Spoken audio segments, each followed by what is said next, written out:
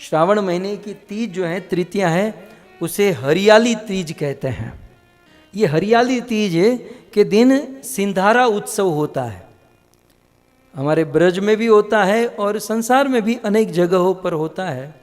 श्रावण मास की जो तृतीया है, और तृतीया के दिन सिंधारा उत्सव में लड़की वाले जो है बहुत सारे भोजन, आभूषण, जितनी योग्यता कैपेसिटी है वो सामान लेकर लड़की वाले अपनी बहन के पास जाते हैं और हरियाली तीज के दिन अपनी बहन को अपने मईके लेकर आते हैं और पूर्णिमा तक, रक्षाबंधन तक, 15 दिन तक वह बहन अपने मईके में रहती हैं और फिर वापस अपने ससुराल में चली जाती हैं। तो इस प्रकार हरियाली तीज जो है, हरियाली तीज को एक बहन जो ससुराल में रहती हैं वो अपने मईके, अपने माँ बाप के घर पर वापस आती हैं 15 दिन के लिए। तीज से लेकर रक्षाबंधन तक वो अपने मईके रहती हैं और फिर अपने ससुराल में चली जाती हैं। हरियाली तीज आज भी हमारे ब्रज में मनाया जाता है। हमारे कुछ इस्कॉन मंदिर में भी इस उत्सव को मनाते हैं। हरियाली तीज के दिन हरे रंग के वस्त्र भगवान को पहनाए जाते हैं। केवल वस्त्र ही नहीं, भगवान की सारी वस्तुएं, जितनी भी सेवा में भगवान को जितनी वस्तुएं लगती हैं, वे सारी वस्तु ग्रीन कलर, हरे रंग की भगवान को अर्पण की जाती हैं। सो इस प्रकार हरियाली तीज के दिन ये उत्सव होता है। अब आइए ब्रज में 5000 वर्ष पूर्व हरियाली तीज के दिन क्या उत्सव हुआ था, हम इसका श्रवण करते हैं। श्रीमती राधा रानी का विवाह लीला की दृष्टि से, अब भक्तों अपने मन को, अपनी बुद्धि को संसार के धरातल से थोड़ा ऊपर उठाना होगा, क्योंकि हम भगवान की विशुद्ध लीला सुन रहे हैं और इस लीला में यदि कोई संशय होता है तो फिर वो हमारे पतन का कारण होता है। इसलिए पूर्ण श्रद्धा से इसे श्रवण करना चाहिए। वैसे राधा और कृष्ण दोनों पति पत्नी हैं। एक बार किसी ने पूछा कि राधा का विवाह कृष्ण के साथ क्यों नहीं हुआ।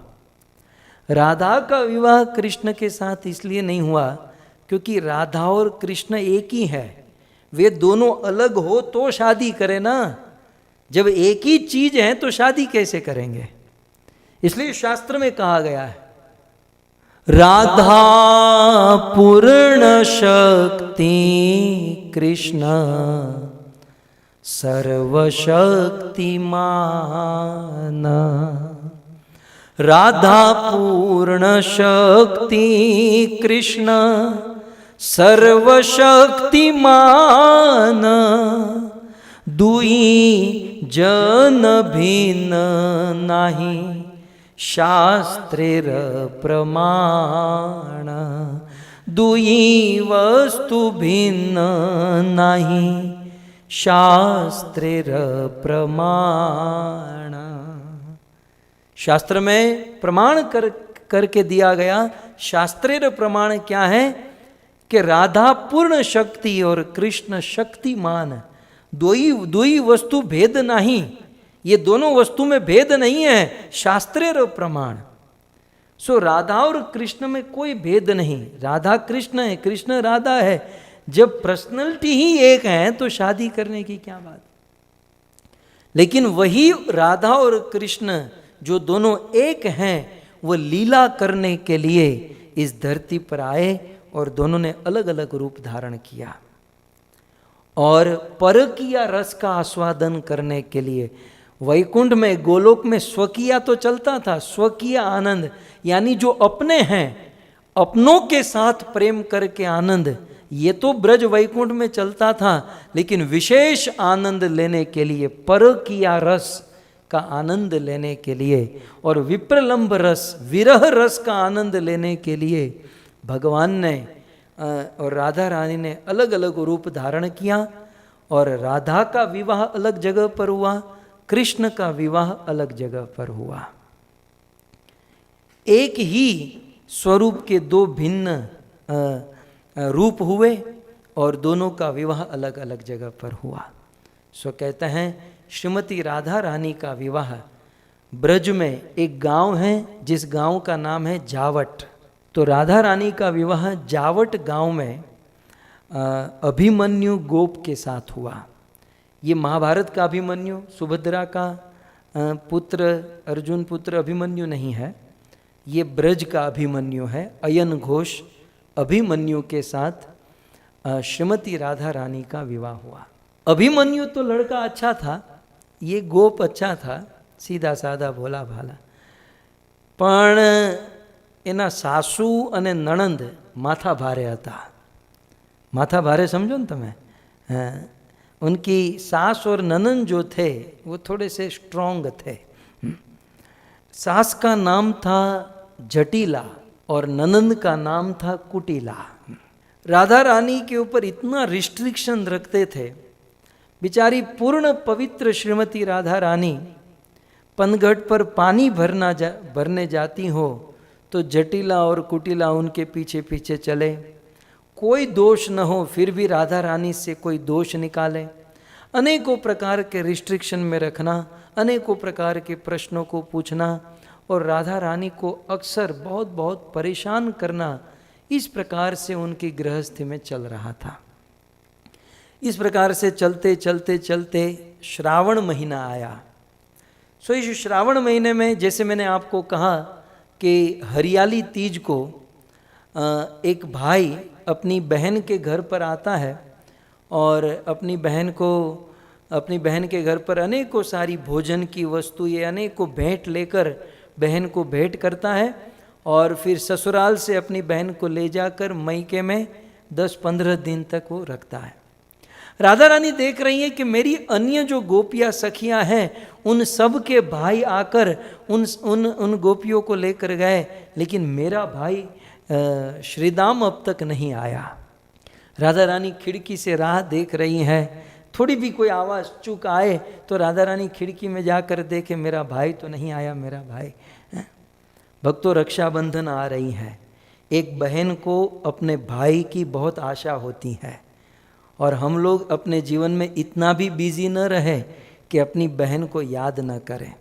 कम से कम, वैसे तो रोज़ याद करना चाहिए, परंतु एटलीस्ट साल में एक बार जब रक्षाबंधन का दिन होता है तो 10-15 दिन के लिए बहन को घर पर बुलाना, उनको याद करना और हो सके उतनी बहन की सेवा करना। देवी देवता के मंदिर में जाकर पैसे थोड़े कम ज़्यादा चढ़ाओगे ना, कोई प्रॉब्लम नहीं है, लेकिन अपनी बहन को प्रसन्न रखो, अपने घर परिवार को सुखी रखो, ये हमारी पहली जिम्मेवारी है। खैर, तो यहाँ पर राधा रानी राह देखती थी, मेरा भाई नहीं आया। कुछ समय के लिए राधा रानी के मन में ये भी हो गया कि कहीं मेरा भाई नहीं आएगा तो इस साल मैं मेरे माँ बाप के पास वापस क्या नहीं जाऊंगी। इस प्रकार से सोच ही रही थी, तब तक दूर से राधा रानी ने देखा कि 10,000 गाय, 10,000 गौ माता का झुंड आ रहा है। और धीरे धीरे धीरे जब वो झुंड निकट आया तो पता चला कि राधा रानी का भाई श्रीदाम 10,000 गाय को लेकर आया है। ये 10,000 गाय श्रीदाम ने राधा रानी को, उनके पति अभिमन्यु को भेंट में प्रदान की। भाई की यदि कैपेसिटी हो ना, भाई की योग्यता हो, तो जीते जी अपनी बहन की इस प्रकार से सेवा करनी चाहिए। श्रीदाम ने अपनी बहन राधा रानी को 10,000 गाय दान में दी और श्रीदाम का बड़ा स्वागत हुआ राधा रानी के ससुराल में। और क्यों न होता, भेंट लेकर आया है, इसलिए थोड़ा सा ज़्यादा ही इंटरेस्ट से जटिला और कुटिला ने श्रीदाम का स्वागत किया।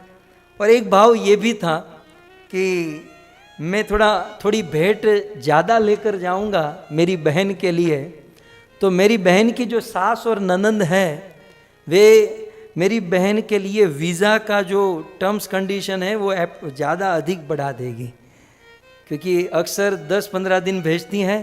थोड़ी ज़्यादा भेंट दूंगा, खुश होकर 1-2 महीना उनका वीज़ा एक्सपांड कर दे तो मेरी बहन हमारे मायके में ज़्यादा रह सकती हैं।